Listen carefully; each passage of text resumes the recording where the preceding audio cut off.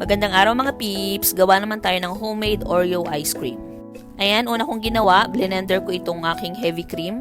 Pinakapal ko muna siya doon kasi mapagod sa mixer. Tapos, sinet aside ko siya and then blender ko naman itong condensed at saka itong evaporated milk.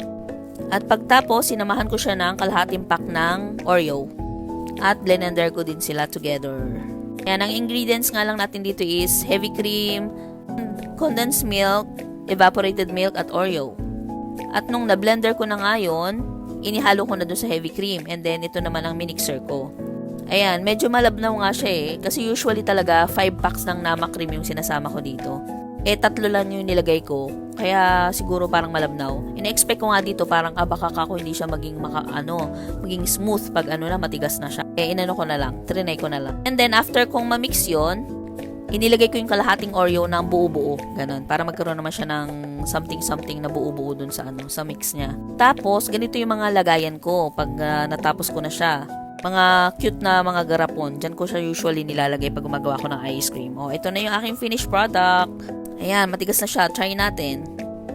Ayan, okay naman siya.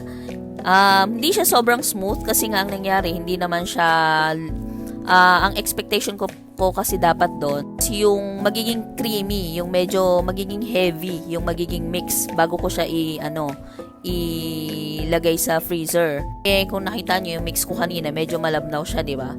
Pero since wala naman kasi siyang halong water, lang talaga, lahat yun yung milk, yung heavy cream, tapos yung condensed, okay pa rin yun. Naging smooth pa rin yung niya, kinalabasan. Yan, ganyan siya, masarap siya.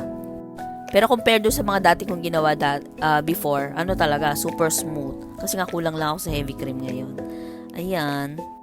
Saktong-sakto. Mas masarap pa sa nabibili naming ice cream dito. Charot. Ayan. Tapos ito, kinain na rin namin yung isa dito. Kasi nabitin dun sa maliit kanina. Sobrang liit kasi nun.